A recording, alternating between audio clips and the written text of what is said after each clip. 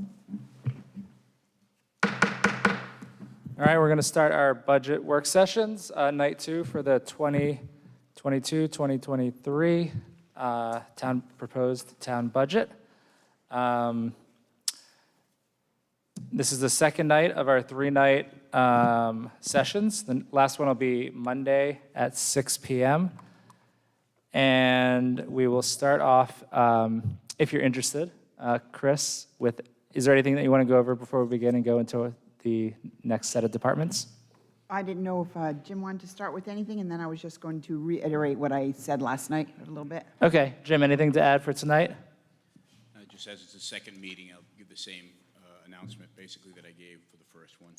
That for those who are watching from home or in the audience, these work sessions are set up by the council, and prior to them, the town manager and the finance director meet with all the department heads and go line by line on the budget before the first presentation of the budget to the town council. These work sessions will give the public and the town council a more intricate and intimate view of the budget that we propose. I'd like to thank all of our staff who work so collaboratively and hard to get to this point to present the budget to the council and for the public to have some input. Thank you. Christine? Thank you, and good evening. So I just want to reiterate again, I know you've heard this before, but the people at home watching, the town manager's proposed budget is $67,171,635. It's a 5.99% increase over last year. And I want to just bring to you into light that 57% is for transfers, and 36% of the budget is salary and benefits. That leaves 7% for your non-discretionary spending, pretty much to run the rest of the town. Residential property tax as presented is $9.19 per thousand. Commercial tax rate is $12.41 per thousand, which represents a 3.71% increase in the tax rate, with the 4% tax levy maximum. And again, I want to recommend thoughtful consideration for the appropriations of ARPA funds, the use of unassigned fund balance as it's 23.8% this year, and possible bond referendum on the November ballot for a road construction and other infrastructure bond. And, we would need to determine what that would be, but we're running out of bond money. It's down to $2.6 million. And other than that, we can start with Mr. Osterhout in the Towers. Good evening. Good evening. Pleasure to be here. Just wanted to make a couple of quick comments, which I provided all of you a copy of.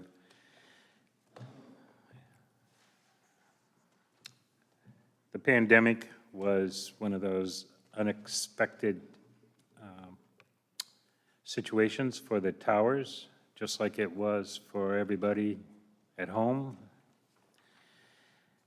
And fortunately, the towers, through good planning, maintained a healthy fund balance, which we were able to use to refund deposits and prepayments to all of the private parties, mostly weddings, that had events under deposit that they were not able to hold on their scheduled dates.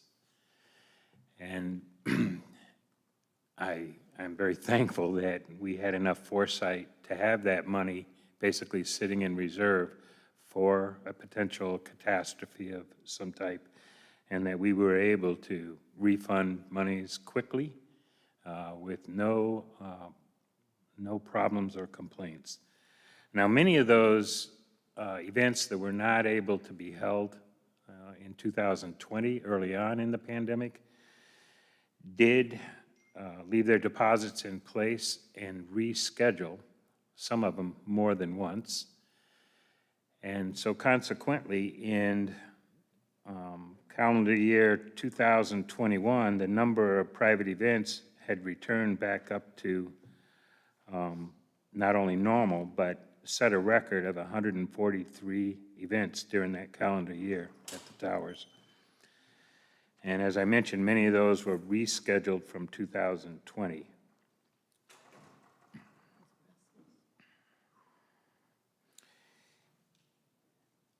This year, which is calendar year 2022, we already have 89 private events either held already or scheduled to be held before the end of the year. We still have available dates, and we are still taking deposits, and we expect by year end to have exceeded a typical year of around 110, 120 events. The good part of that is that our financing is where it needs to be. Money coming in is paying the bills. And the $50,000 appropriation that the town council approved during the current fiscal year has been used basically to help replenish that fund balance and allow us to proceed with small projects that we would have otherwise had to defer.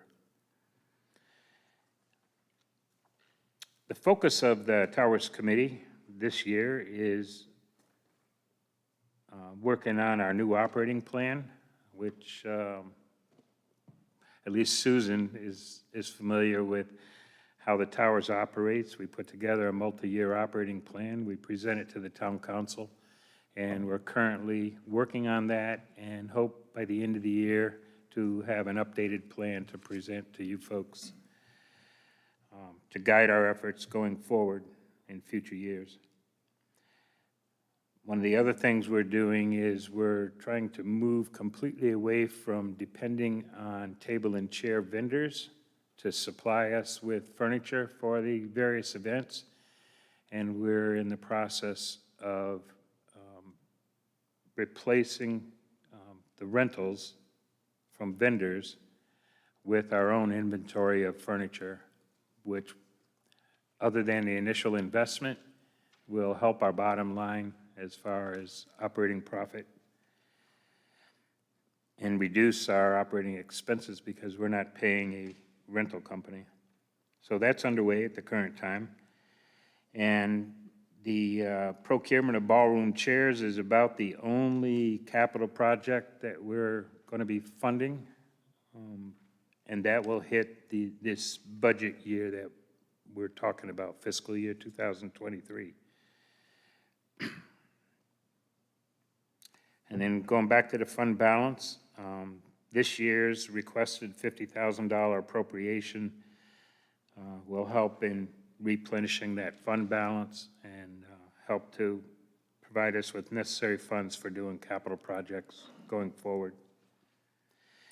Last thing I want to mention before actually dealing with the budget itself, I wanted to recognize two really special people who both recently passed away.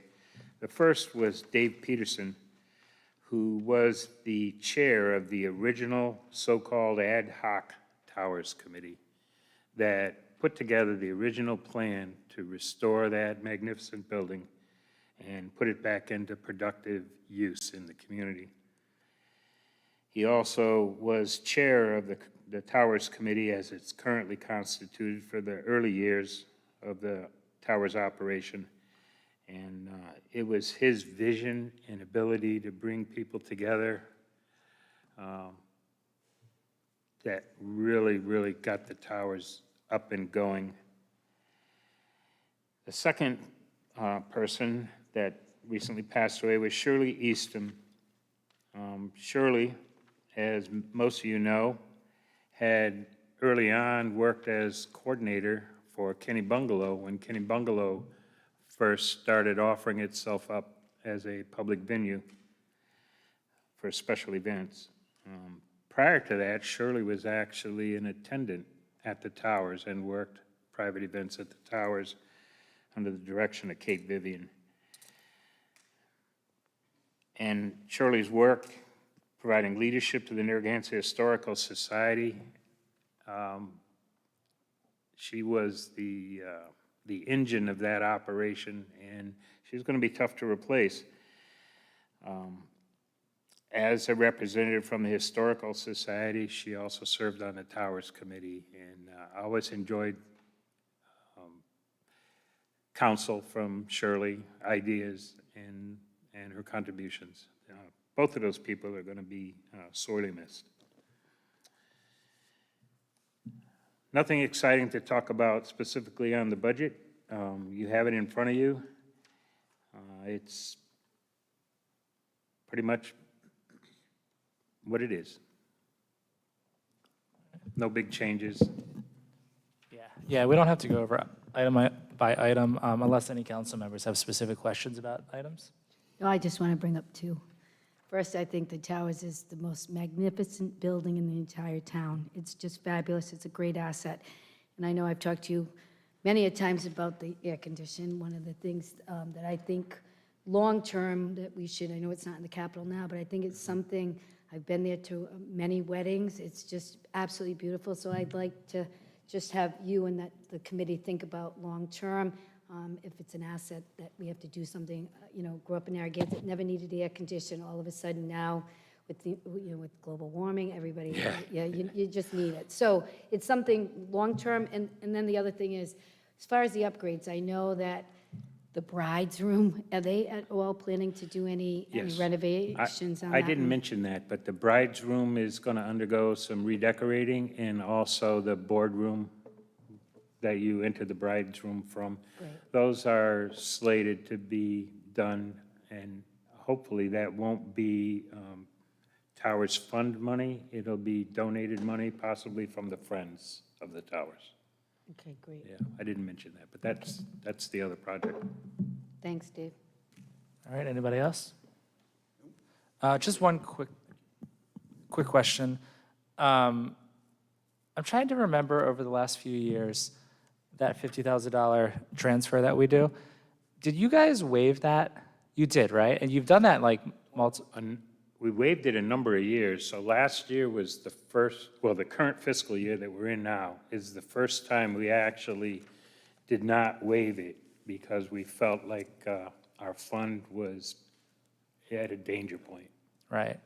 Yeah. No, we appreciate that you guys did that in the past, so I can see why you wouldn't. And so in our planning of rate adjustments going forward, we're going to be looking at the operating revenue to realign it, and hopefully we'll be able to waive that $50,000 again soon. Right. Yeah. No, I was just saying that. Should have put it in this little write-ups to remind us that you waived it. Done it twice. Right. 8 years I've been. Right. So that's great. But I think you guys definitely need to get that back So now, the whole financing strategy of the Towers originally was that the Towers Committee, the Towers operation would be self-supporting. Originally, it wasn't envisioned that the operating revenue would also support major capital project work to preserve the building or restore the building. But as it turns out, the Towers has been enormously more popular than was originally anticipated. And so for many years, more than 2 years, the Towers waived the $50,000. Yeah. All right. Question. Did you work your magic over there, Kenny Bungalow there? You know, I want the dog, that's costing, break even over there. Patrick, I'm getting old. You know, if you talked to me 20 years ago, maybe I might have took that on. But Kenny Bungalow, I think, has potential. It has potential. Talking about air conditioning, to be honest with you folks, because you're the final decision makers, Kenny Bungalow would benefit more from HVAC than the Towers, even though I agree with you, Sue. There's always a handful of weeks in the middle of the summer where if the humidity is high and the temperature is high and there's no air moving, the Towers is like sticky. Manure. Yeah, right. Manure and flies at Kenny Bungalow. Yeah. I'd invest the money in Kenny Bungalow first if I was you. All right, Dave, thank you. You're welcome. All right, so next we have the fire department. We have we have Chief Partington here with us tonight. Chief, thank you. And this is, so operating, well, Chief's going to go through a PowerPoint, but in terms of the budget, operating is page 44 for the council. For the public, it's page 30. And then capital improvements is page 41. Yes, thank you. Thanks for having me. I actually look forward to these budget workshop sessions every year. It gives me a chance to, speak on behalf of the operating budget, as well as introduce and on some of the capital improvement plans, and also focus on some of the highlights and the services that our department actually provides. And that's what this little sheet and this graphic is about. So feel free to take that home with you if you like. It's just kind of outlines some of the services that we provided over the past year of 2021, and points out some of the projects we've actually worked on. So I'm going to try and get through this as quickly as possible. I know I'm under some restraint to be able to do that. So this is for the 22-23 budget presentation. So thank you. Some of the services, key services that the fire department provides. Again, obviously, emergency medical services, much of our work that we do. Fire suppression and protection, search and rescue. Marine emergency operations, which a program we're very, very proud of. Hazardous material operations, public education, and community outreach. We do a lot of this, especially through the fire prevention division. And a very busy fire prevention office. We have code enforcement, inspections, investigations, plan reviews, and permits. He is doing a terrific job, and it's a very busy department for him. Kevin, that's our Captain Kevin Tuttle, yes, and he's excellent at customer service, and most of you have probably had some contact with him. We pride ourselves on that. The fire department, as it is, this is actually as it is right now. There's 44 members total. Remember, we have the 8 additional recruits that were hired under the SAFER program. There's 19 officers, that includes myself, and 25 firefighters. This is actually an older org chart right now. We have a new position that was created, and that is the captain's administration's position. And we have our captain right here. That's Joseph Conroy right over there. So welcome, Joseph. He started that on February 28th. He's taken on that position. That was a position that was negotiated during the last contract, and that was put in place. So that position actually went implemented in February of 28th. So Joe is a senior operations officer. So he is in control of everyone else really underneath him, all 4 shifts. And I apologize, I have one little thing missing over there under shift captaincy. It should be identical as to what is under the other shift captains. My apologies, I missed that when I put this together. And then we have our fire marshal, who is in charge of all the fire prevention duties and functions, fire inspections, investigations, code enforcement, as well as the fire alarm technicians that are out there still maintaining the overhead fire cabling system that we're in the process of converting to radio boxes now. So that's just a quick outline. Again, this is that graph I gave you. We work with our record management company to put this together. And we put this together every year. This is 2021. It highlights some of the things that we've worked on over the years, the calls, the services we provide. So it's kind of a quick snapshot of everything that we do here with the fire department. And it gives some of the numbers that are involved with the services as well.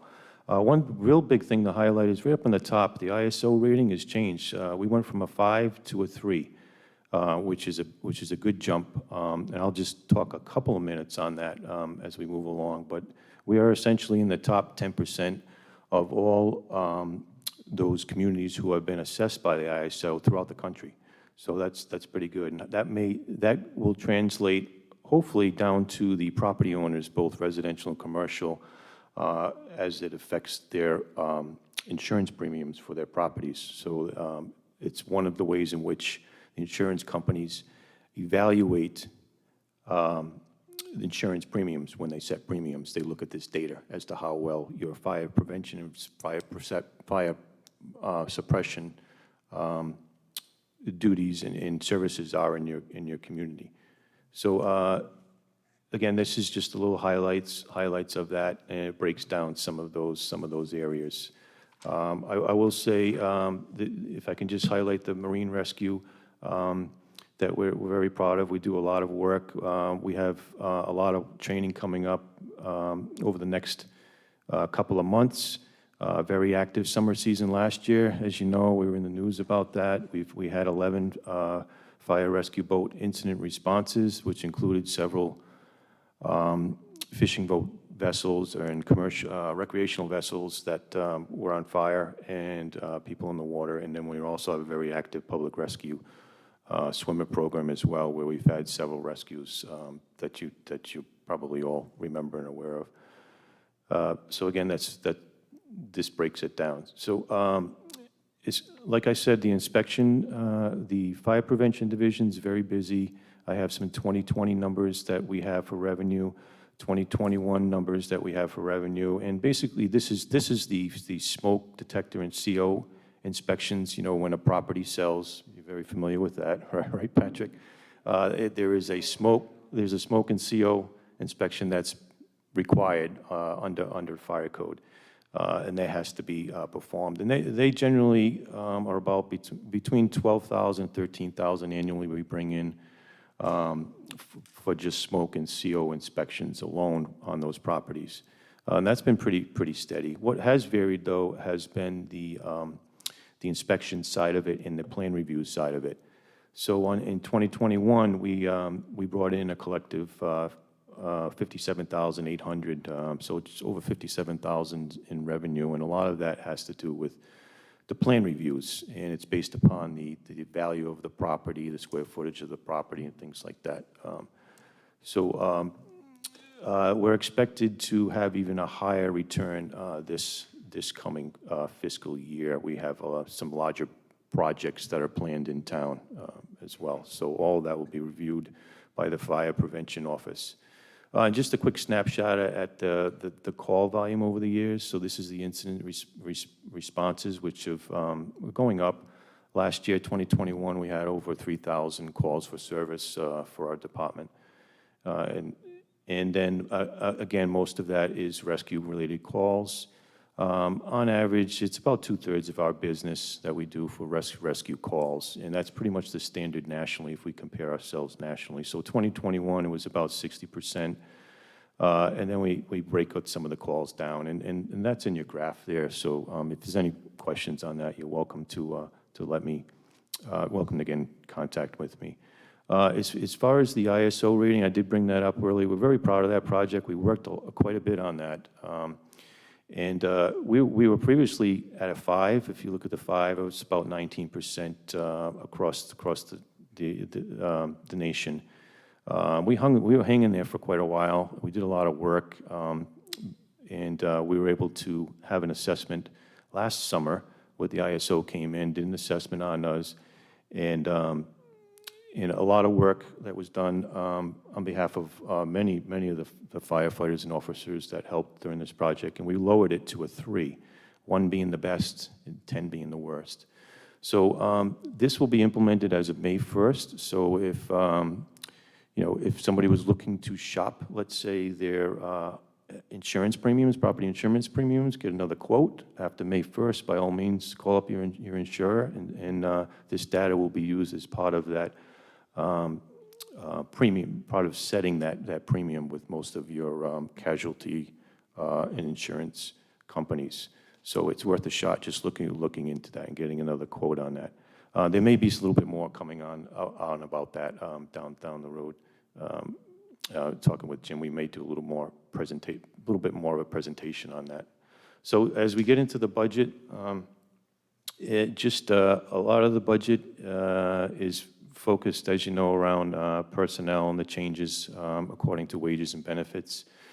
So the personnel, again, this budget is affected by the new admin fire captain position, as well as the 8 fire recruits under the SAFER program.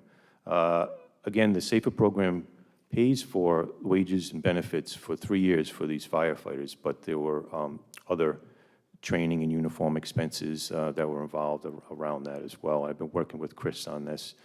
The pension contributions, Chris gave me this information, again, from 52.8% increase to 58.5%. So again, wages and benefits are affected. The firefighters under the collective bargaining agreement are a 2% wage increase. In the addition of that Juneteenth federal holiday, I forgot all about that one. Thanks, Chris. And longevity as well increases. So again, affects the budget. Increases in uniforms, trainings, et cetera, for the new 8 firefighters, and we will be implementing 4 promotions for the rank of lieutenant this coming fiscal year as well. And then other costs obviously with energy, goods, and services have gone up. So if you break down my budget, it's really three parts, 3 segments, if you will. General fire right now as proposed is about 6.7 million, which is an increase of 4.6%. And again, a lot of it contributed to wages and benefits. And correct me if I'm wrong on that number, Chris. That's right. In total non-fire, which is really just one position, that is our administrative assistant secretary, Judy, who is instrumental in helping to run the department. Again, wages, benefits, longevity, 6.6% increase as proposed. EMA is actually the reduction in EMA. We were able to take away the professional services accounting, eliminate that down to 0, save some money there. So that has decreased by about 2.9% as proposed. So that is currently where the budget is. As I said, most of it is consumed by personnel costs, 94% of it. The other 6% operating expenses leaves it for everything else to run the department. And some of the bigger equipment things, we generally work into the capital budgets and the projects in capital. So that's where those lie. I do have information on overtime. Just know that we track every single hour of overtime that goes through the department, and we track it, we graph it. This was the 2019 numbers, percentage-wise anyway. Again, this was 2021 last year, and again, we track every single hour. Under the miscellaneous category, a lot of it was contributed to COVID-related matters. We did put additional rescue on, as well as some details related to COVID. A lot of that we were able to get back on reimbursements through the FEMA program as well, where we got quite a bit back under that. So that is really the operating. I can go down the accounts right now if you like. If you go to the accounts, again under full-time wages, that's Chris's area. She's worked out that number. Overtime wages, we did reduce the expected overtime wages by over 12%, 115,000 reduction we're expecting in overtime wages.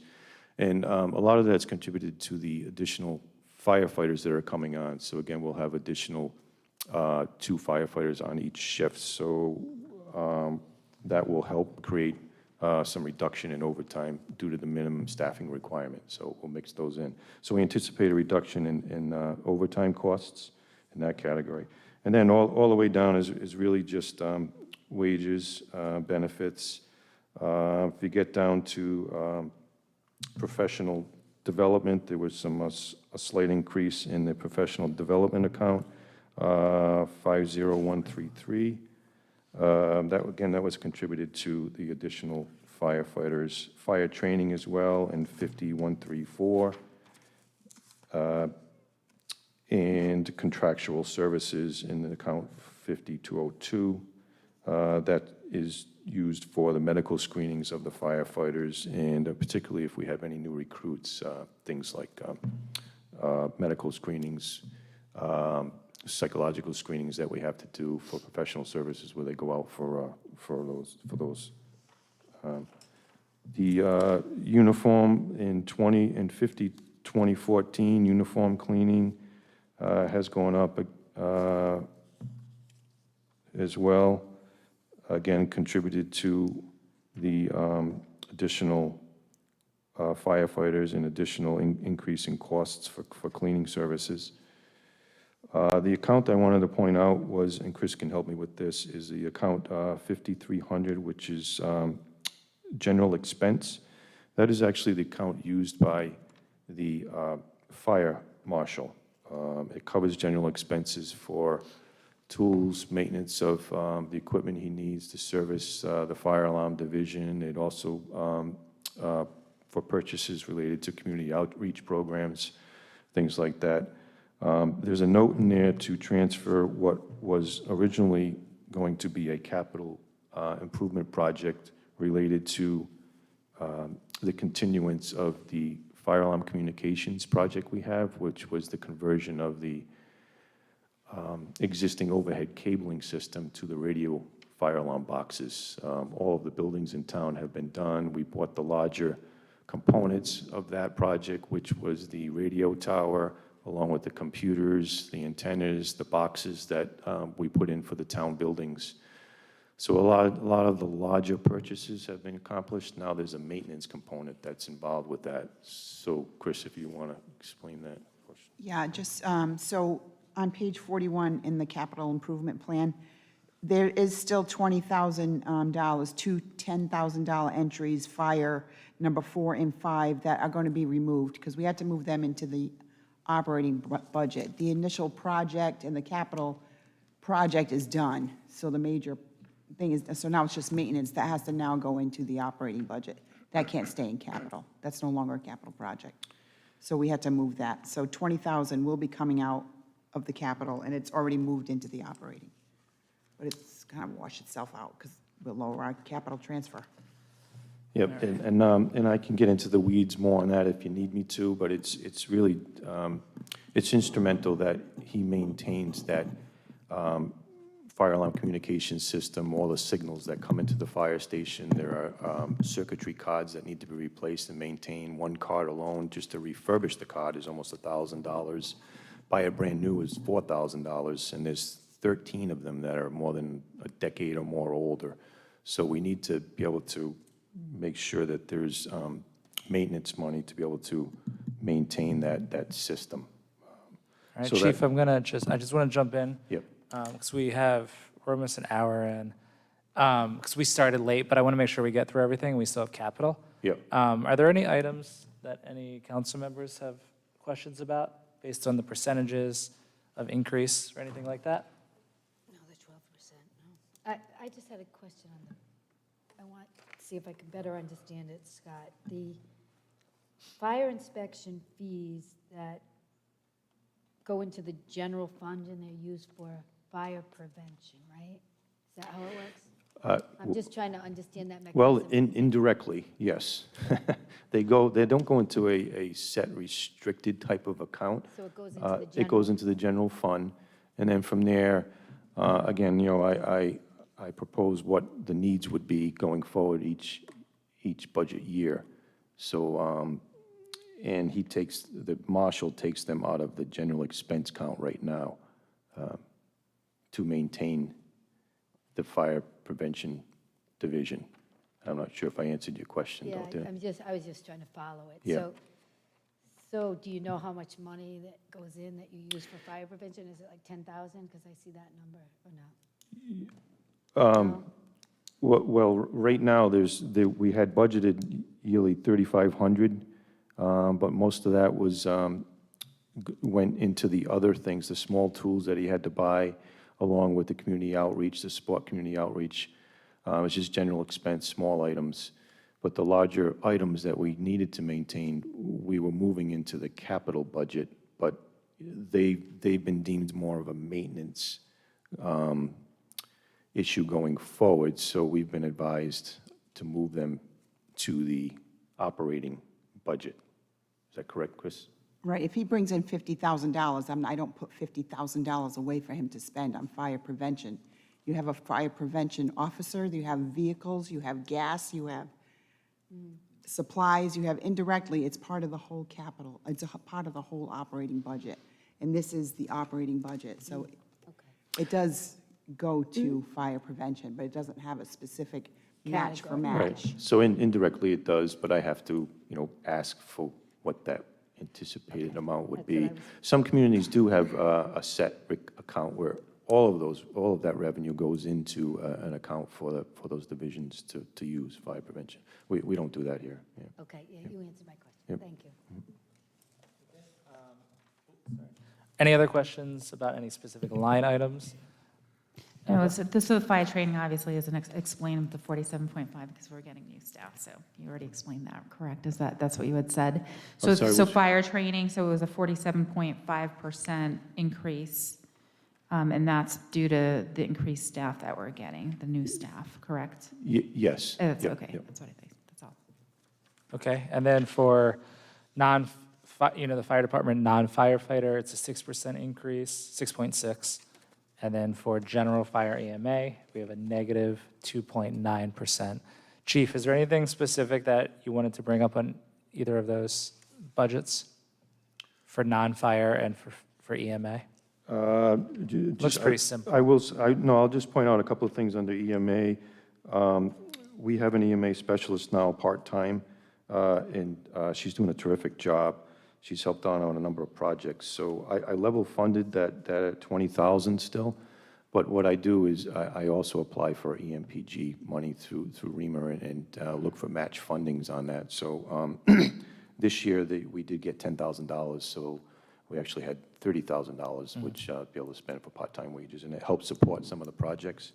So using her, we were able to get rid of the professional services which was $2,500. So we reduced that, but we also put it back into professional development because we do have to maintain her credentialing and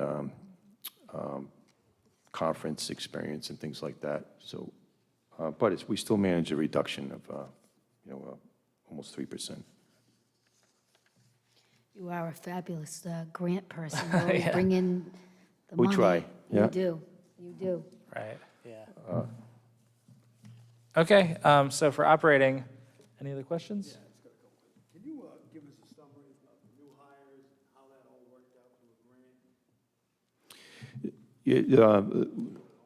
Sure. We secured a federal grant under the SAFER program, which is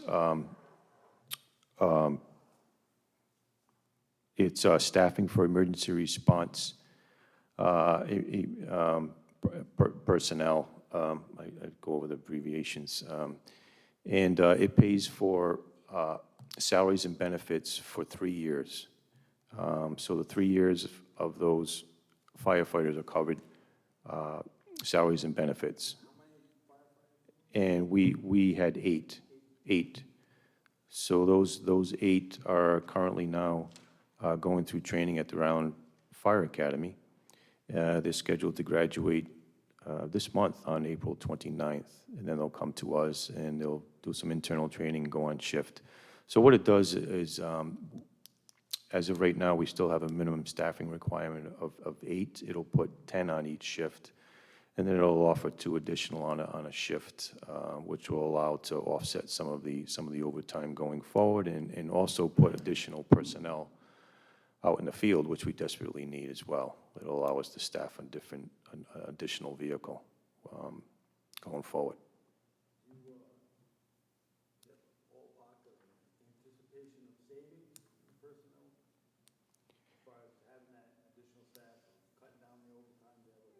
Yeah, where it comes into play is the overtime, because right now we have a minimum staffing of 8, so if one person is out for any reason, we have to hire back. So in going forward, this will allow us a little bit of latitude with that staffing to either hire back or not hire back, but the intent is to put more personnel out onto the street to make it safer, but particularly during the summer months when we're extremely busy.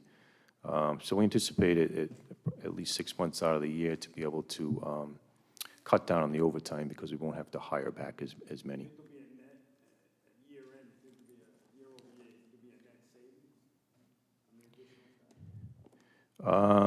You know, will we be able to recoup? I don't know. I'd have to take a look at that. It was a $1.8 million grant, federal grant, and as of right now, I think we have about $85,000 or $90,000 into it as a town to have hired these 8 right now. So I think we're well ahead of the game as it is right now. And then for the next 3 years, salaries and benefits are paid for as well. It'll come year 4, you'll have to make a determination going forward, and we're doing forecasting. We're getting ready to do some forecasting on that to see what those costs will be. Yeah.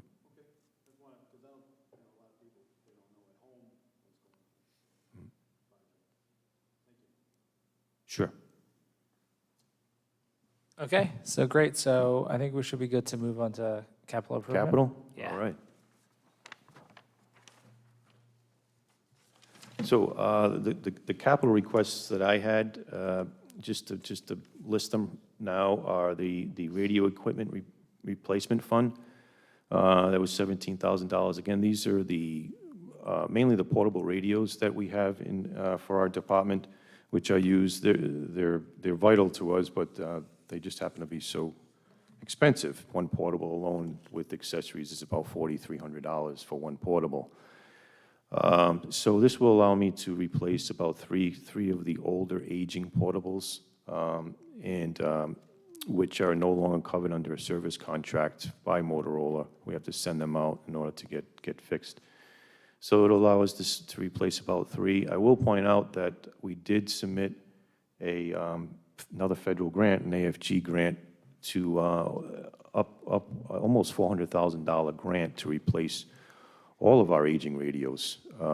So if we're successful, there is a 5% match for that, which would be about $20,000. So we're going to wait to see how we fare with that grant. We should know the results probably by this summer, whether we were successful or not. And if we are, we have the intentions of using some of this funding in this capital project to offset that 5% match for it. Or if we aren't successful, then I'll at least have the ability to purchase 3 additional portables to start the replacement going forward. So that was that capital project. The vehicle replacement program is another project that we have. Let's see, we have a real strong need in which to be able to replace a pumper within the next 2 years. We have a 2008 pumper that is one of our primary pumpers. We utilize it up at Station 3. It's a 2008, and it has some significant undercarriage frame rot that is not getting any better. And speaking with the mechanics, we've got probably a max of 2 years life expectancy left in that vehicle. And then it's going to have to be taken out of service. We did look to do a refurb project on that. In other words, just take everything off the top of that frame and put it back onto another newer frame. But that alone you were looking at $250,000 alone, and the life expectancy of that truck on a new frame isn't as long as a new truck. So, in speaking with the mechanics, we didn't think it would. The cost benefit on that wasn't really warranted. So the truck is going to have to be replaced within the next 2 years. So this vehicle replacement program includes that pumper along with a replacement of an administration vehicle. The one that the new fire captain, admin captain's using now has a 160-something miles? 161,000 miles on it, and it is not made to be used as an everyday vehicle, especially going back and forth to our emergency calls. So we're looking to replace that vehicle as well. And that's a 2013 Chevy Equinox. So that's what that project is primarily for. We have it spaced out over a couple of years for the replacement of the pumper, in addition to that, the admin vehicle coming this fiscal year, the pumper, and completing that project in 23, 24. The other two I had mentioned, it was the $10,000, the equipment fire alarm communication and the equipment fire prevention and safety. Those were two capital improvement projects. They were $10,000 each. Those are the two that we were looking to move into the operating to support the fire prevention division's needs, ongoing maintenance needs. So we've moved those into operating, or at least we would like to. Building station renovations, another important project. And I've got a few slides on that I can show you for the needs. So again, this was primarily Station 2 renovation expansion project. You're probably familiar with Station 2. It's our south end station. It's very, very small. It really currently only houses 2 firefighters. There is a rescue and an engine there, and when they primarily take the engine. If they need to get another rescue call, they get on the rescue and take the rescue. I've got a few pictures I'd like to just show on that. The living space, the apparatus space, the bathroom facilities are all really inadequate at this point. The trucks barely fits in the building. There is only 1 bathroom. We'd like to segregate the bathroom if we're able to. Keep in mind, we do have 3 female firefighters now on the department, which is quite big for our fire department, our size department. The third right now is in the fire academy right now, and she'll be with us come this moment she graduates. She'll be over with us. So there is a strong need to do that, and if we were to put another vehicle in service, this is the station where we prefer to put that vehicle in service, that extra rescue, because that south end is very busy, especially during the summer months, and with all the traffic from the ferry and everything else coming into town. So it's unable to support that right now. So we need to make some kind of arrangements in which to be able to do that. The other one, 2 projects, how we fund that. It was I'm not certain if that's going to be ARPA or regular capital. The last 3, yes, the station building, the AED, and the building consolidation administration offices. So I'll just take the townwide AED replacement program. This is it's really an intuitive program. What we're looking to do is just consolidate the way in which we replace our AEDs in town. Right now, we have about 30 AEDs that are public access AEDs in town, meaning if somebody has a cardiac arrest event and they need an AED, they're scattered all through town. We have one right here in the back of the assembly room. There's some throughout the school. There's some throughout Parks and Recreation. There's one over at the towers. And many of the departments have come to me and said they need these replaced. So we were looking to do a very intuitive project and working with this company to replace them with smarter, lighter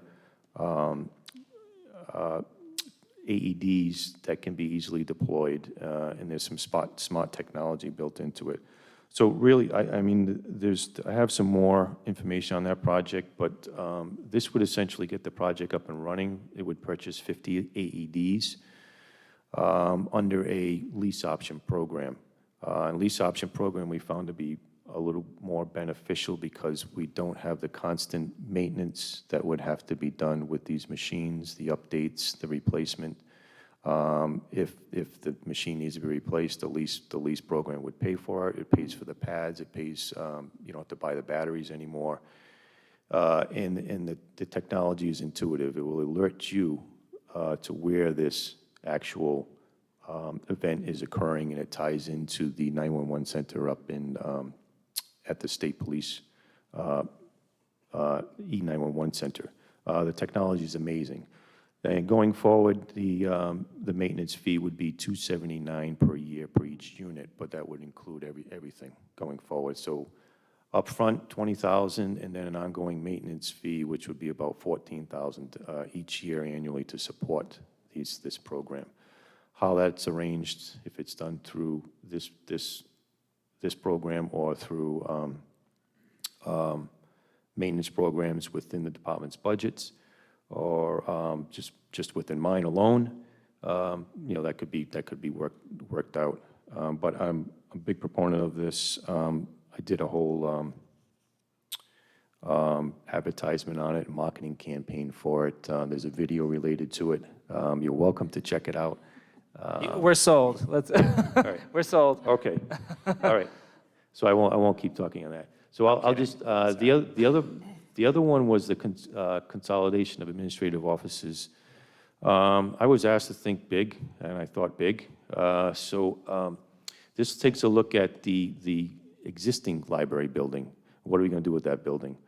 Everybody's got ideas about that building, what to do with it going forward. I certainly have ideas. Ideas were really to take a look at consolidating the fire administration, fire prevention, fire enforcement, and the building inspector's office all into one building to make kind of a one-stop shop center for people who need to go get permitting, building plans, review.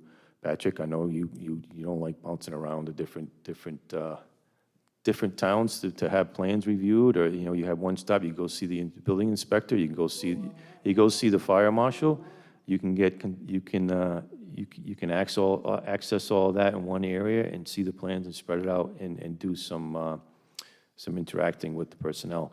And then it would also free up other administrative space here in town hall.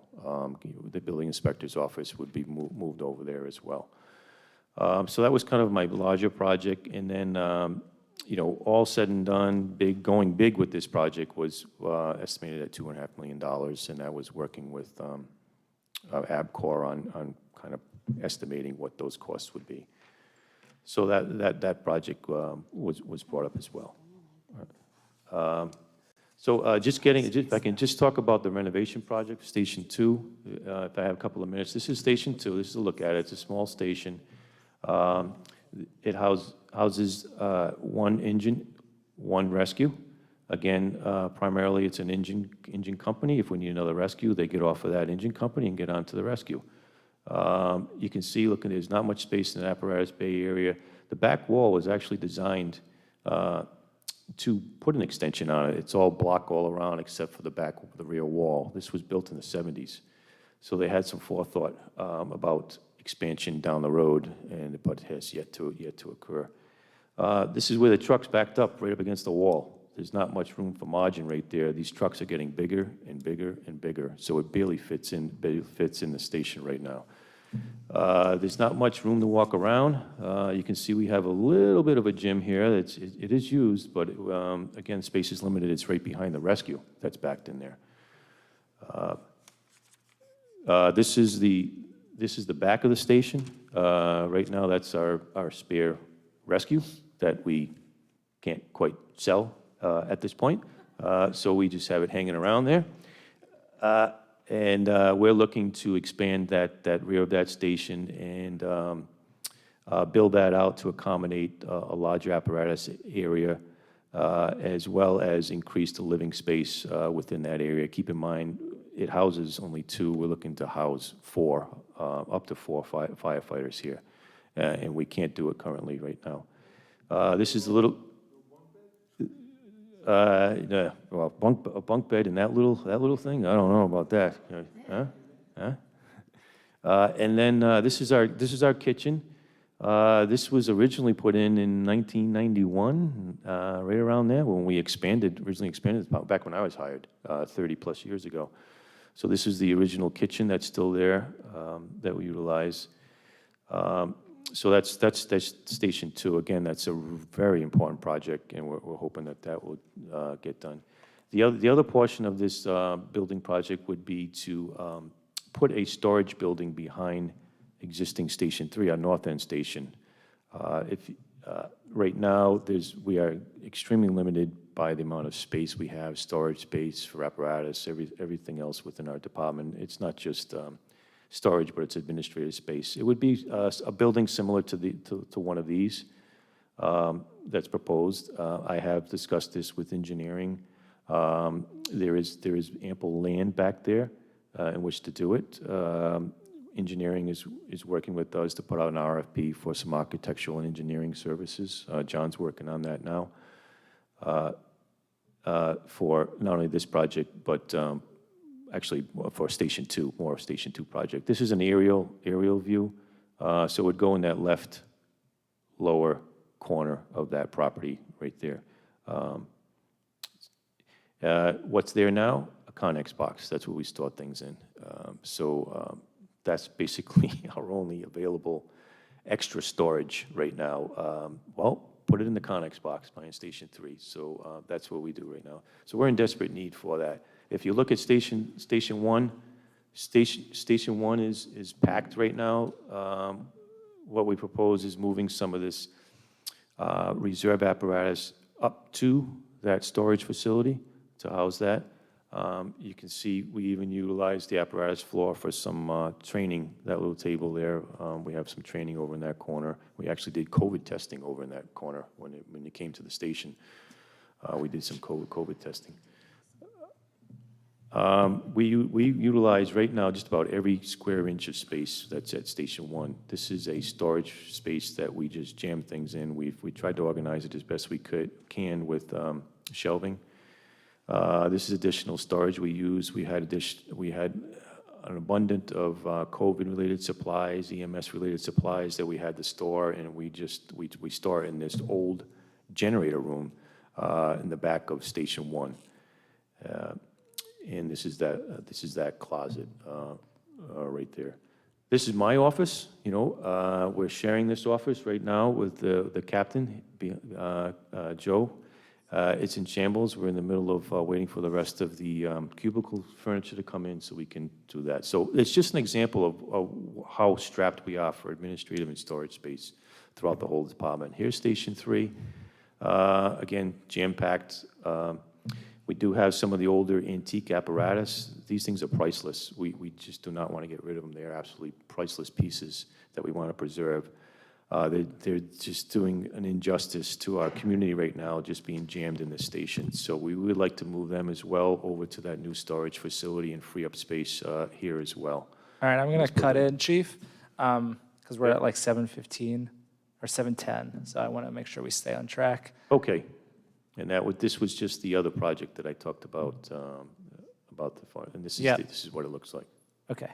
All right. All right. Great, thank you. Very thorough. Well done. Yeah. Well done. And I see that you're using the Ukrainian flag colors for your presentation. Smart. Maybe we should reconsider those personal storage units for the north end. Buy a few of those, we'll be Yeah, good buy to a go. couple of those, For what? But you can't, you have to For stop at sleeping? midnight, though. You can't pull anything out after midnight. All right, I hope I didn't take up too much time, but. No, I know there's a lot for you to go over, Yeah. so we appreciate Okay. that. All right. Are there any questions from the council? No. Okay, I'll be quick, but, so just for us all to understand, for these capital improvement projects, anything that says possible ARPA funding is not in the budget, right? Correct. Right, so we should all know that. So when we look at this list, if we agree to any of these and we don't want to use ARPA funding, that's going to increase the budget. We're already 4% over. Okay. Correct. All right, thank you.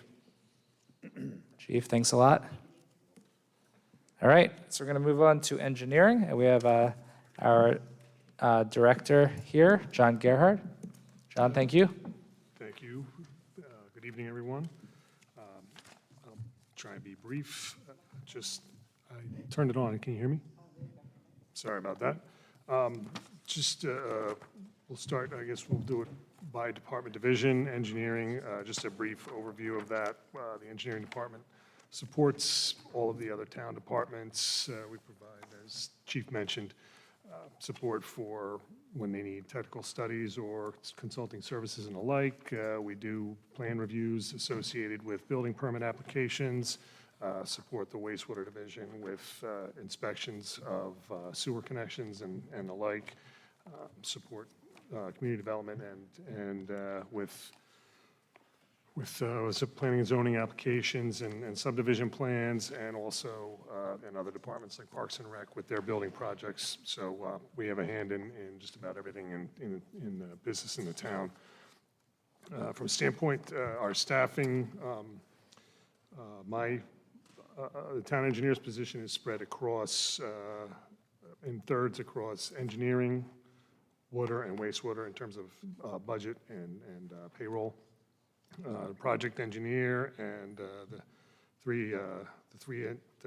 two project engineers and a staff engineer are 50% engineering, and then 25 to water and wastewater. And then the clerk is 75 engineering and 25% to wastewater, because we support those through the engineering office. Essentially, we don't have any capital. There's one item to report there. Sorry. The one item to report we do have finally just arrived. It was approved last year. And I think DPW is putting the stickers on the doors now. We got a Equinox for the engineering department. So we have a vehicle. There's no capital for this year, but last year we purchased that. And then otherwise, it's just the normal budget, which is primarily, the operating budget is primarily defined by the finance department with personnel costs, and then our budgeted costs for expenses and the like are pretty much fashioned after the previous year's budget. So if anyone has any questions regarding the engineering, I can answer them. Okay, Susan or Eva, any I'm questions for John? No? Yeah, all right, so it's overall, what was the increase for the year? Oh, sorry. 3.8? 3.8, right? Yeah. Okay. Yeah, 3.8, and again, I think most of that comes in the payroll and budgeted salary increases and the Right. like. All right, cool. That sounds great. So we'll go over to wastewater enterprise, or water enterprise, Okay, the page water- 89. Anyone in the public, that would be page 67 for you, and then capital's on 76. Okay, again, water operating budget is, again, broken down by the staffing expenses, and then our normal operating expenses, which are all pretty straightforward, which we try and fashion across, again, based on prior year's expenses, without trying to break the budget. There's a couple of items to note. So in our operating expenses, they're pretty straightforward. One item in the operating expenses to note is I don't see the line item here, but it's our purchase water. We're budgeting $700,000. That's based on what we buy from Suez and from North Kingstown. They both had rate increases in the past recently, and Suez continues to increase. So those numbers are there, and I think those numbers are going to continue to increase over time. So part of what we'll do is we'll prepare a water and wastewater rate analysis based on the audit, the completed financial audit and last year's flows, and then we'll see whether we need to have an outside consultant with a study for potential rate increases. But those will come to you guys later. And then in terms of capital for water, one item to note, in the vehicle line item, there is no capital request for a vehicle this year. That was a carryover from last year's budget. There's been a supply issue. We're still waiting for the Sourcewell vendor to let us know that they're taking orders again so we can get a quote, and then we've got a vehicle that was budgeted previously. So that's on the water side. That's $20,000. It's not going to need to be in this budget here for 50608. And then in in the building tanks and system improvements. Most of the proposed projects in our capital are included in the APRA request. And then there's some other minor ones that are in the other budgeted amount. Okay, yeah, so any questions about capital? So this includes the water project that we've talked about before. 1.9, right? It was originally 1.9, but it went down to 1.515 because there was one portion that was not needed at this time, or John can explain about it. It was a future year, and obviously when we were asked, the town was looking at, the estimate was 3 or 4 times the amount of ARPA funds we had, that was a project that could be postponed. And we didn't have as much engineering studies on it, and it looks like it might not work for Suez anyway. We were looking at retrofitting or rehabbing a meter. We have a water meter in front of Bonnet Liquors, and we were looking at rehabbing that to utilize that as more primary point to improve things. But the other projects we have that are in there, which we're looking at some distribution system modifications and then possibly the aeration systems and treatment systems down in both the south and north ends. I'm going to star this as a yes. I think that's so important, that 1.5, 1.9, excellent. Just a question, if you don't mind, John, I just want to ask a question of Chris. So when we have possible ARPA funding on any of these items, these have been vetted through the consultant, every project here. So if we said we want to go ahead with it, it's already cleared as being a qualifying project, right? Right, everything you see here, there is one new request that we'll talk about Monday.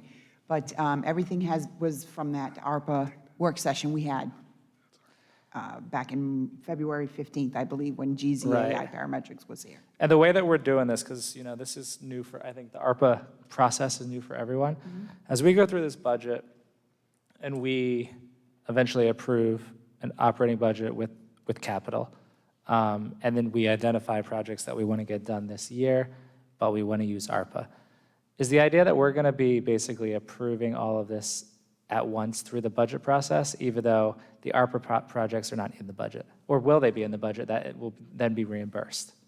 Right, they won't be in the budget. It'll Right. be, I just utilized the budget process to kind of bring it all together so you could have everything in front of you at one time. But it would be approving the ARPA projects as well as approving your CIP and the So operating approving ARPA budget. projects in our budget process as a separate Separate. thing, right? Yes. Okay, got it.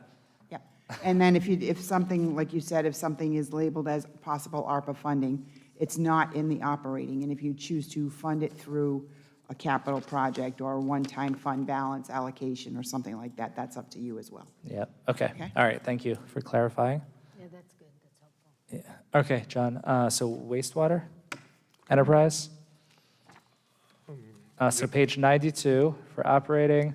For the public, it's page 69, and then 85 is the capital improvements. Yep, and again, this is similar to the water, broken down into the operating expenses of personnel, and then there's a lot of operating expenses for the treatment facility as well. One of the major ones is the sewage treatment expense, which is that's what we pay to South Kingstown as part of our operating for the regional facility, and as well as our lease agreement there. So that's what that number represents. And then the rest are, electricity, all pretty straightforward items. We've got operating expenses and chemicals we buy and the like. Again, similar to the capital on the water side, the $65,000 on the vehicle expense is actually a zero this year. We had actually got your approval to purchase the 2 vehicles, and then when we went to go give the quote back to single source, they're like, we're not really filling those orders anymore. And So that's been approved but not purchased? it was approved based on a prior quote, so that was in the fall, I forget when, and it was, I foolishly waited, I guess 3 weeks probably after we got the engineering one done, but yeah, we'll have to come back, we'll have to get another quote. Steve Dano, DPW director, is constantly going back to single source saying, hey, when you taking orders again, because we need to get that order, we need to get it in front of you guys to get it approved so we can send it back to them. So one question I'll bring up, because I brought it up to the Chief Corrigan last night, is have you guys considered electric vehicles? Because these are more administrative, right? Well, these vehicles are work vehicles.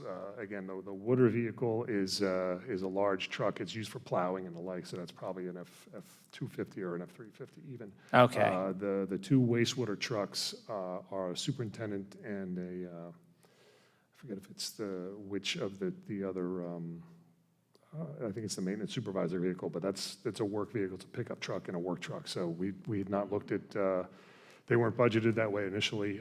As we move forward, we can look at those with respect to the passenger vehicles we get, because we do have an Equinox we just bought for the pre-treatment coordinator, because he's more just driving around and going and doing the inspections for the restaurants and the grease traps and the like. Okay.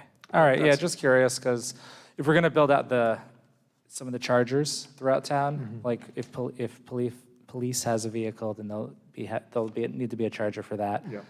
So we'll start to build that out as we get going. And there is, like, I think the F-150 electric is out. They weren't available, I guess. Right, it's initially this year. I think they budgeted, came out this year, And now, right? you know, Chevy's got one too and the like, so, and I know that's, you know, we've been standardized on Chevy in town, so, and I believe that's going to be kept moving forward, so. Okay, thank you.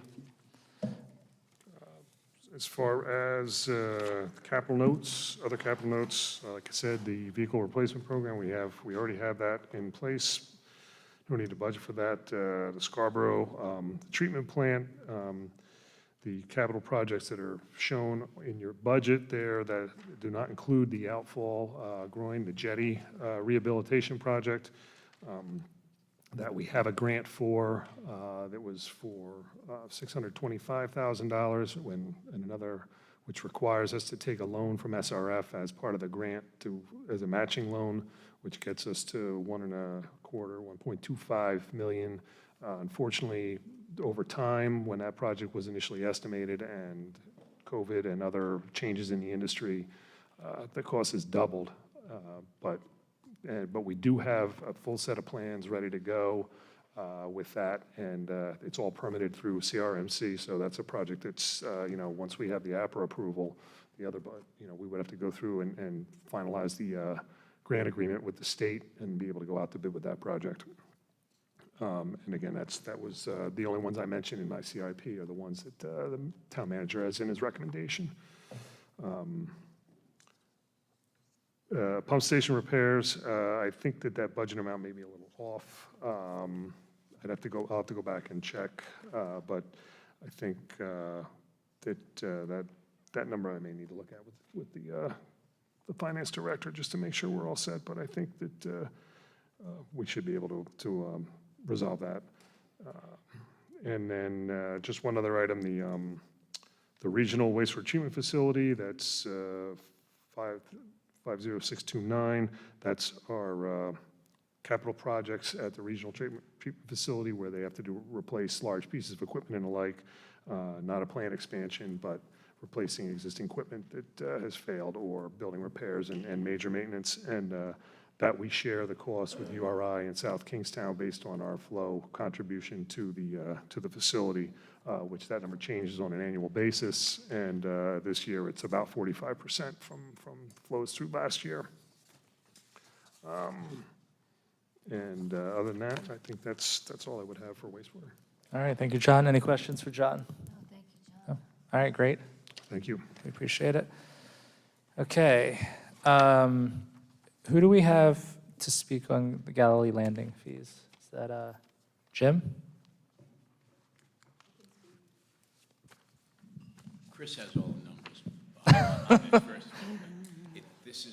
The condition of the fund is specifically why we approached the council requesting that legislation be introduced to increase the landing fee above the 35 cents that's been there since 2001. That's pending before the legislature now. Okay, so why don't we just, actually, why don't we just have the council ask any questions about this, unless you have anything that you want to highlight? I Chris? can highlight that in 2021, the fund balance was $4,742. In the 2022 budget, right now, there's $9,165 budgeted to make the budget balance. To make the budget balance. They don't even have that much fund balance. So, and this occurred because in 2021, they only received $81,650 for revenue, and $98,000 was budgeted. So they took a pretty good hit with COVID. So we don't know what they're going to bring in this year yet, because we don't receive that money until May. But if we receive the whole 98, they're going to be okay for 2022. It's 2023, they won't have any significant fund balance, so that's why we need to really raise the prices, or they won't be able to afford. The idea is that the thing increase anymore. that we did the resolution on will go into effect this summer. We hope so. That's what we've asked for, take effect immediately upon passage. With the increase in wages for the detail officers and the other improvements they have down there with the Galilee Association and waste disposal, they just continue to climb, and it's been the same since 01. Yep. All right. Does anyone else have any questions about Galilee Landing Fund? Nope. Okay. All right, Janet, you're up.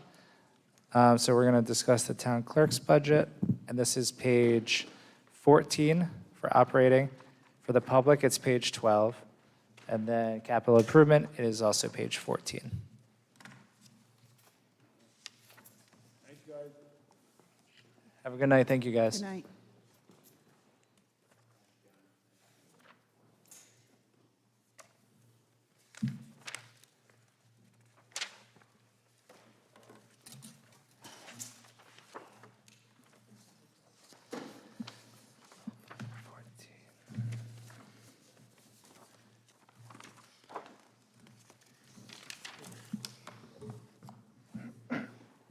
Hello. All right. Hi, Janet. We're ready whenever you are. Not used to being on this side. Okay, so I'm going to start with the capital. I said enjoyed, it might be more peaceful. I'm going to start with the capital. It's the first time that the clerk's office has had a capital budget In the history of the town? in a long time. And as far back as I could remember. But we're running out of space in the vault. And so I looked into options, and I also had conversations with state archives. And the fact that we have so many people coming in to look at the records makes it better for our residents if we have the records in-house rather than sending them back and forth to get the records. So I looked at options to reduce some of the space in there, and I found some cabinets, some shelving that expands. They're movable, they're mobile shelves. So they have them a lot in the doctor's offices and places like that, or even some libraries have them, where they can all come together to save space. And when you move them, there's just a space to walk between to get to them. So it cuts the space down to less than half for the particular area. So for the 5 shelves, it will be just under the size of 2.5 when they close up. So we were looking to get the shelving for that, and also we stopped printing books for maps and the Mylars. We want to be able to protect the Mylars because now they don't have the plat map books to look at any longer. So I looked at a system for the maps where the Mylars are put in these plastic covers and they're hung rather than put flat in the drawers, so that they're easier to access and people can look at them and take pictures of them without having to actually touch the Mylars. We have some old original maps that I looked at all the time from like book one from, 1888.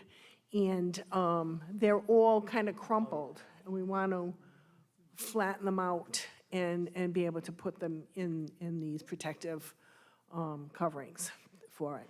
So that is my capital request. I requested 85, but 35 for this year. I have a question about that. I understand the need for it. I've been actually in there doing some research as well.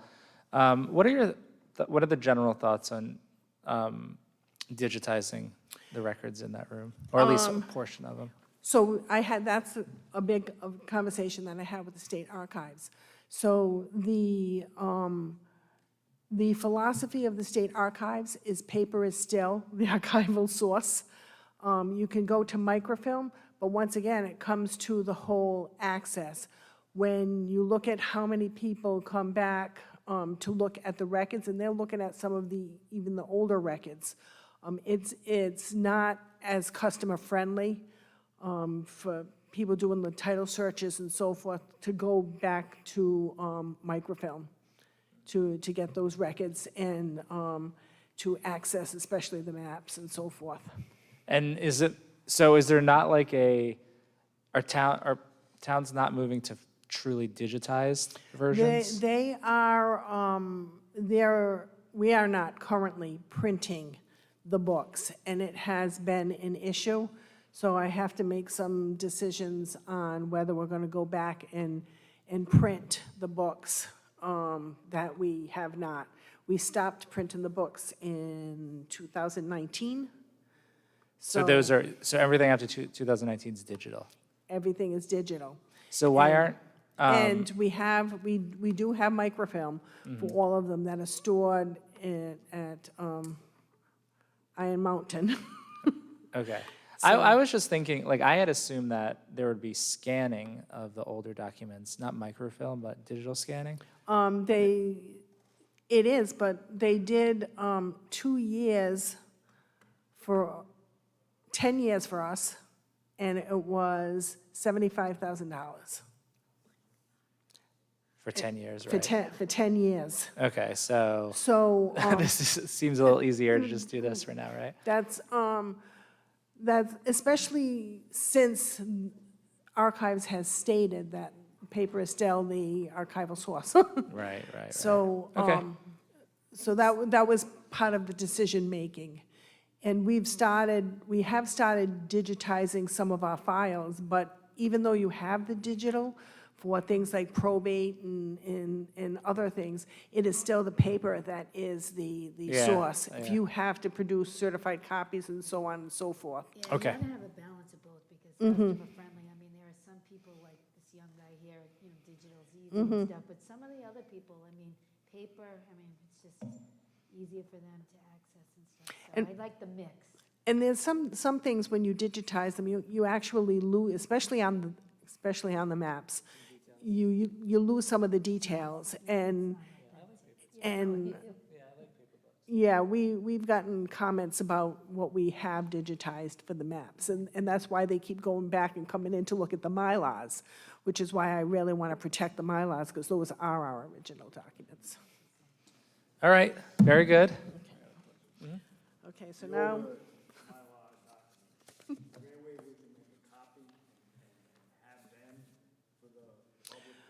we do have that right now. But as it stands right now, we have to warm up the printer upstairs in engineering because it's kind of dying to make those copies to print out. We do get a copy from the customer, but what happens with anything with paper, people are touching them, folding them, making copies of just the area they want. And that's a copy of the original. Mm-hmm. Yeah. Right, right. But they get destroyed and we have to keep making the copies. Dan? Yes. Can the GIS help them out? we have a computer there to print out a GIS map? Yes, you could. Unfortunately, she's talking about historical, Yeah, which would plat not maps. end up being in GIS. Unf- No, different beast. Yeah. Sorry. Yeah, We could improve the scan quality if we really wanted to improve the quality of the paper, what's on there, but. okay. Okay, so now we'll move on to operating. So most of the operating, the top is the personnel, and I'm requesting to add an additional person into the clerk's office. So that accounts for part of the 10% increase in the full-time wages. To do APRA and indexing, one of the things that I had quickly found out when I took on this job is that in around 2012, there was a position cut out of the clerk's office. And when that position was eliminated, there was work that was distributed to other clerks, and there was some work that was not distributed at all. And that work that was not distributed at all is coming back to kind of haunt us now. We have documents. We are the official keeper of records, and there are a lot of things that are not indexed, so we can't find certain things. We have to go hunting for them. It's a huge resource hog to go find this stuff. We found abandonments in the office behind me, upstairs on the 3rd floor, some in the vault. There are things all over the place. So we've been working on identifying that stuff, but there needs to be somebody who's responsible for indexing the stuff that's not land evidence. We have the land evidence and the maps all documented nicely, and we know where they are. And now we need to we are working on the rest of the stuff and getting it all nicely documented, put in a safe place, putting everything all in one place that belongs together. And we need somebody to be responsible for that ongoing, because things come in every day. So that's part of the request. We also, at part of the Board of Canvassers, they were 40% allocated to the town clerk's office based on the nature of the work and what was going on in Board of Canvassers. But in recent years, with all of the changes that are going on with elections and securities and all the steps that are involved, we only get maybe 20% of the Board of Canvassers' time, and the Board of Canvassers in that 20% is working on business licenses. That's her other main responsibility, in addition to everything else. The clerk's office is the nature of the clerk's office is they're the face to municipal government, of municipal government to the residents. So thank you. So we provide a lot of customer services, even though, they come to us and we refer them to wherever they need to go. They always know that the clerk's office is going to be able to tell them which direction to go in. So we all of the girls in the office, they all do that in addition to their regular assigned jobs. And we've been doing some cross-training between all of them. Probate has grown out of control. And there's been an increase in guardianships based on COVID and some other issues, and what's involved in them has changed by laws. So it's become quite a lot of work. It's a full-time job in itself, so now we've had to split some of those tasks over onto somebody else. So we're looking for some additional help in the office. I can't even talk about the APRA requests and how many APRA requests that come in. There's like, We know the labor intensive. there is a lot. So that's what I'm looking for the person for. They will be full-time doing APRA and doing the indexing and keeping that stuff in line so that people can access that information. And digitizing it on top of it. We've started digitizing some of those things. So that's about the staffing. And overtime wages. The reason that there's the increase in the overtime wages is when the deputy clerk covers for me. It's more than just, like when she covers for the meeting, it's more than just covering for the meeting. She has to then do the minutes for that meeting. So there's been a bit of work, and I've actually been taking some time out. So she gets to cover. I'm not really going to talk about the personnel costs, the health, and the longevity. That's all based on people coming in, the movement of people in the departments. Professional services. That item actually has decreased. I did an average of what we were spending for the stenographer and constable services, and we were just over budgeting that, so I just adjusted that to make it more in line with what we're actually spending. For contract services, we have an increased cost to our land evidence system. They increased it by $1,000 a month. So we have the land evidence system, we have the town clerk software that we currently have vitals and probate in. We are working on moving to a different software for the probate.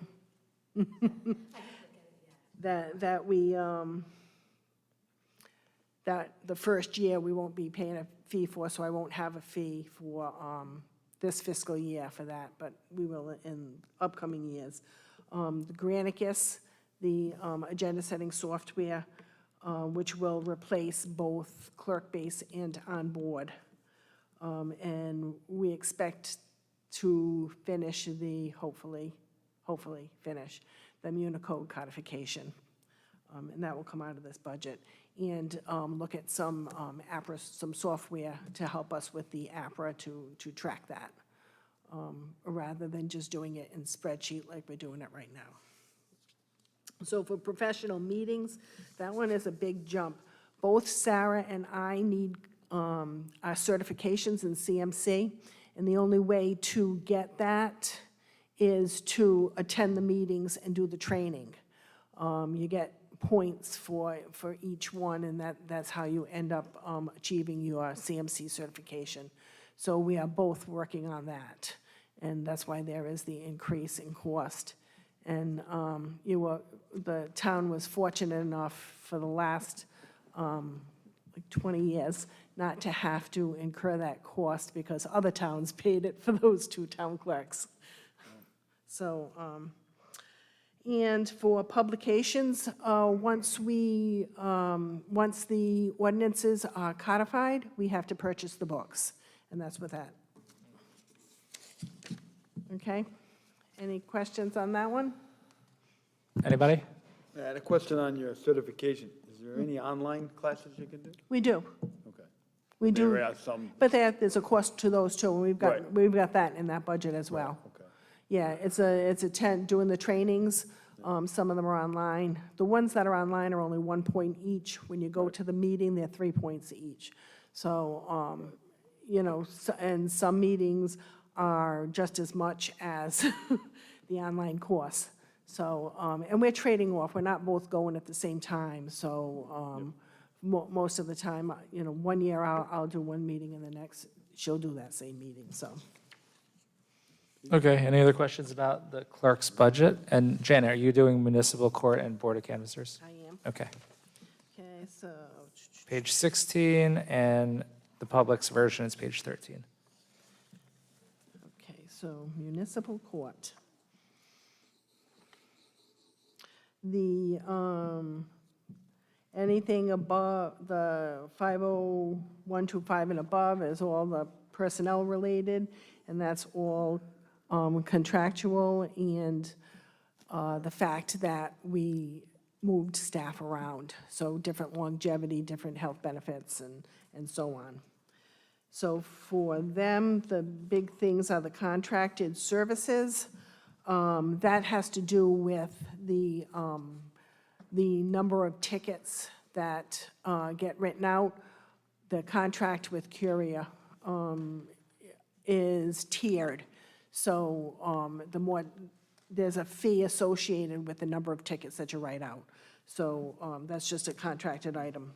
And mail services, we cut municipal court down from 4 times a month to 2 times a month.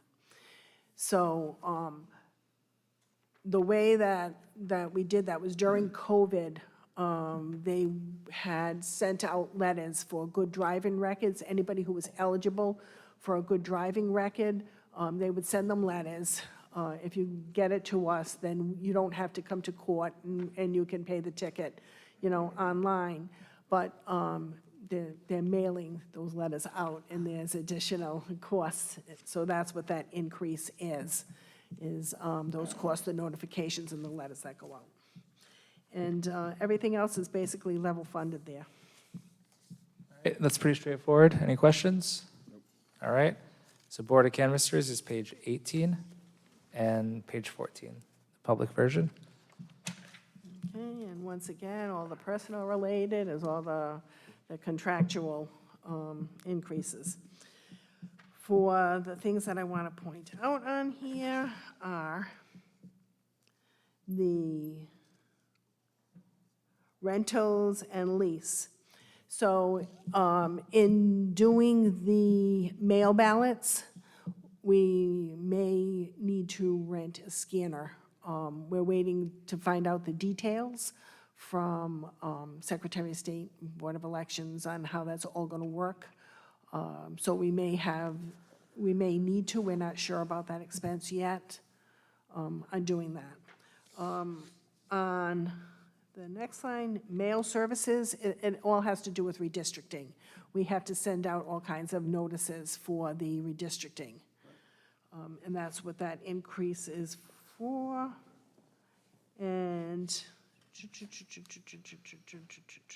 am I looking at the right budget? Yeah. So then under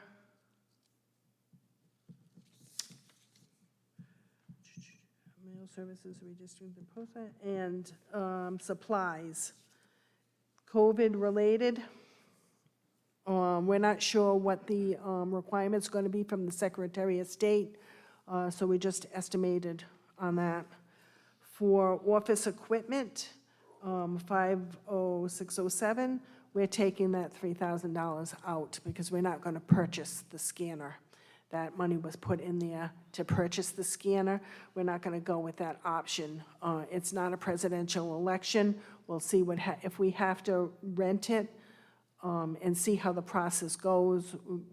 We should, Yeah, for I put in the budget to $1,000, just, right. yeah, just rent it and see. If it was presidential, then I might have a different point of view, but I think we'd just see what happens and how it goes.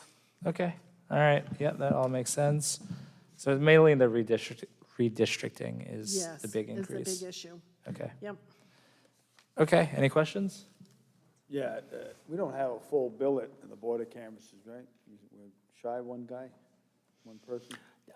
Yes, we are, from the Republican Right. alternate. Right. We do have full, Right. for Just- all we're of the just full missing an members. It's alternate. the alternate for the Okay. Republican. Great, thank you. Okay, I'll work on that. All right, great. So we set. got it. Thank you, Janet. Thank you. Very nice. So that will do it for our schedule. Is anyone from the public interested in speaking? I don't know if I see anybody. any hands. Oh, I there we don't see any go. hands. Stanley, yes. Thank you. Come on up.